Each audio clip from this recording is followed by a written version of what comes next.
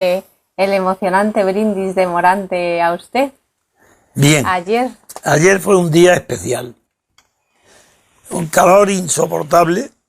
Yo todavía, con mi capacidad de movimientos físicos, especialmente si son acrobáticos, pues demuestro mi incapacidad.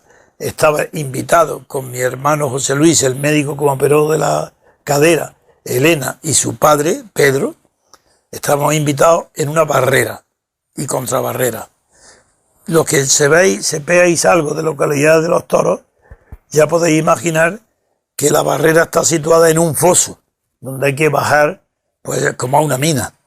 Figuraros yo bajando sin poder doblar la rodilla, y con ese dolor tuvieron que bajarme como en la sillita del moro.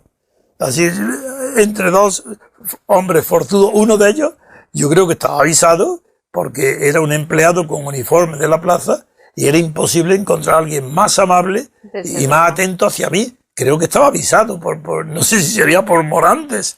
No sé, el hecho es que tuve dificultad para entrar y luego dificultad para salir. Se sentaron a mi lado mi hermano José Luis y el doctor Fernando, que me operó de la cadera. Sí, Castresana. Que se llama Fernando Gómez Castresana. Sí. Bien, el ambiente era de un calor enorme, pero lleno absoluto. Comienza el paseillo, yo había visto, voy muy poco a los toros, de niño iba más, pero ya era la segunda vez que iba yo a la Plaza de las Ventas. La primera fue con Sánchez Drago y con el doctor Macaya, el que me hizo el stent en la aorta, y esta era la segunda vez que iba en Madrid a los toros, no vi nunca. Iba en primer lugar Morantes de la Puebla. El toro, no entiendo mucho, pero era lo suficiente para ver que era un toro que no tenía condiciones para ser toreado con el estilo de Orantes. Pero en fin, enseguida pasa las primeras compases, las primeras escenas de la corrida, y cuando termina ya picas y banderillas, viene la dedicatoria y figurar yo un desconocido, la expectación y silencio de la plaza, cuando se dirige Morante a la presidencia mirando hacia arriba para pedir permiso y brindar el toro. Estaba allí el ministro de Cultura. Claro, voy a decir cosas que son secretas, pero que no importa porque se van a saber. Pues pero él nada, pide permiso y vuelve a donde estoy yo sentado, en una barrera.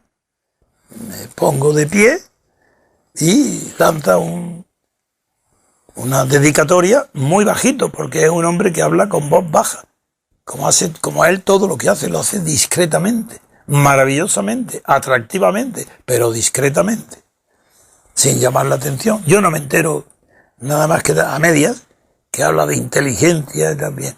Luego me enteré ya, porque lo recoge la televisión, que en la dedicatoria lo que dijo fue: a la persona más inteligente y valerosa que he conocido en mi vida, viva España. Bien, recojo la montera, no voy a hablar de todo el resto, diré nada más que el final. Sí, puedo decir que yo no estaba pendiente ni del éxito de Morantes, ni de la faena que quería pergeñar, enlazar. Yo no estaba pendiente nada más que de que no tuviera el menor peligro. Me daba exactamente igual que el público entero le pidiera que toreara o hiciera más con un toro que no podía ser, y a mí me daba igual. Yo estaba por dentro y diciendo a mi hermano y a Elena, que estaba a mi lado, yo no decía nada más que lo mate, que da igual el público, si da lo mismo, que lo mate, porque lo que quería es que no lo mataran a él. En fin, lo pasé mal. Y luego cuando termina ya, lo mata de una estocada soberbia, y él, cuando viene a recoger la montera, esto es la parte más graciosa, le había metido dentro de la montera un viejo billete de 1000 pesetas, sí, estoy hablando bien, no euros, 1000 pesetas. y se lo había metido doblado para que asomara un pico del billete y lo viera, que no fuera a confundirse. Y cuando viene a recoger la montera, yo me pongo de pie, le señalo el pico del billete que sale, le hago indicación, cuidado con lo que va ahí, se lo lanzo y digo, por la tradición. La tradición, bueno, eso es un silencio de la plaza, nadie sabía quién era yo, porque y luego tiene mucha gracia porque un alguacil le dice en el segundo toro, le dice a Morante que no ha dedicado, que vaya y que no le ha dedicado, no le ha brindado un tiro al ministro de la Cultura que estaba presidiendo la plaza. Y Morante hizo oídos sordos y no se lo dedicó. Pero figurará hasta qué punto, hasta un alguacil pidiendo que le brinden y seguro que no le han mandado ningún recado. Oficiosamente se adula al poder, se sirva al poder. Hay que ser más papistas que el Papa. Aunque el Papa no lo pida, hay que brindarle un toro. Eso se lo piden los empleados del Vaticano. Porque esto se parece más al Vaticano que a un Estado normal. Esto es un Estado confesional de la corrupción, que aquí es lo que se cree. Bien, luego ya en la televisión, pues sí, me han contado todo, que ha sido muy bonito, muy emocionante. Y Elena tuvo la fortuna, que estaba justamente detrás de mí, que pudo filmar la devolución, cuando dije por la tradición. Y eso lo tiene filmado y lo publicaréis, lo podréis ver gráficamente cuando lo reproduzcamos. Pues nada más, esto es lo que yo quería contar, la alegría que nos produjo este hecho.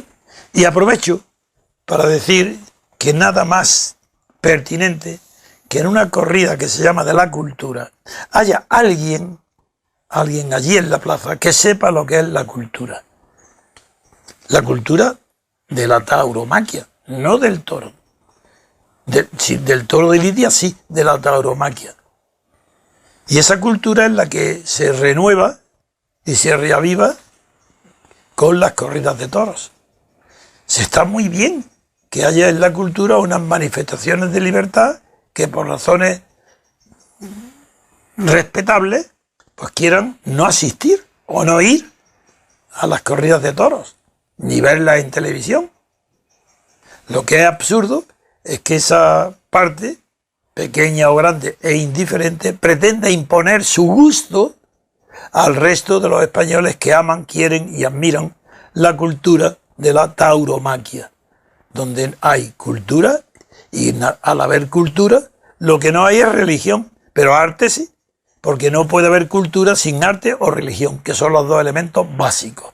Y el arte del toreo es básico de la cultura del toro. No puede haber toro de lidia, no habría cultura si no existe una tradición que alimente y sostenga el arte dentro de la tauromaquia. Eso es lo que representa la devolución de la montera, donde yo meto un billete de 1000 pesetas y cuando lo entrego le digo al torero, por la tradición, estoy diciendo una verdad indiscutible, y con que España y toda América del Sur y el sur de Francia, todos los que tienen y conocen la cultura de la tauromaquia, no lo supieran, a ellos les recuerdo que hubo un tiempo, antes de que se profesionalizara la fiesta de los toros, e incluso después en los pueblos que no tienen recursos, y que había maletillas, o torerillos, maletillas, en fiestas locales que no tenían recursos algunos, se introdujo la costumbre en el siglo XIX, yo no sé cuándo, pero muy pronto, de que la persona a quien se le dedicaba la muerte de un toro, el arte, la faena y el acto supremo de la estocada mortal, existía la costumbre que esa persona, en agradecimiento al honor recibido público de la dedicatoria de una faena y de una muerte de un toro, le introducía en la montera pues un billete de 100 pesetas, de 10 según la época, hasta de 1 peseta, yo no lo sé, porque no tenían ingresos. Y eso lo conocía porque yo he estado de notario en pueblos y en esos pueblos se hacían corridas de festejos, nada, sin caballos, sin picadores, incluso sin banderillas. Pero había también la costumbre de que el torerillo, las maletillas que hacían el toreo, brindaban y esperaban de la persona riquilla del pueblo representativa que le hiciera un regalo para que por lo menos esa noche cenaran caliente. A eso es lo que responde el gesto simbólico que yo hice de meter un billete de 1000 pesetas no euros, en la montera de Morantes de la Puebla, indicando al entregárselo la frase de lo estoy haciendo por la tradición, porque ahí sí, todo el que me conoce desde hace tiempo, el que ha leído mis libros, sabe que yo soy un revolucionario, pero de verdad, no de palabras, un revolucionario de la libertad, no de la igualdad, que son los únicos revolucionarios que hasta ahora han sido conocidos, un revolucionario de la libertad. Y como tal revolucionario de la libertad, tengo un respeto enorme, insoslayable, que no puedo evitarlo, a la tradición. Porque para ser libre hay que estar apoyado de verdad en un suelo firme del pasado, basado en tradiciones que no son de libertad, pero que han creado unas costumbres muy sólidas, muy fuertes en las sociedades, en los colectivos y en los individuos, y en esas costumbres sólidas, en esas creencias sólidas, hay que apoyarse para dar un salto hacia adelante con fuerza hacia la libertad. No puede haber revolución de la libertad sin respeto a las tradiciones culturales. Eso es y he citado muchas veces el ejemplo de Lenin, cuando preguntado por Trotsky, cuando acababa de triunfar, de rendirse el Palacio de Invierno y tomaron el poder los soviets, pues estaba Lenin subido en una silla, de espaldas, subido en la silla, clavando un retrato en una pared de espalda a la puerta de entrada al aula, que era el instituto de un edificio de estudio, un instituto Smolny, y entró Trotsky y lo vio subido, estaba de espaldas clavando un cuadro de Pedro el Grande. Y le digo, ¿pero qué haces? Se te va a caer encima de la cabeza, porque era el despacho de Lenin. Y ahí Lenin respondió que ese era su ideal de gobierno. Y lo demostró cuando después de la nueva política económica pronunció la célebre frase que la revolución era soviet más electricidad.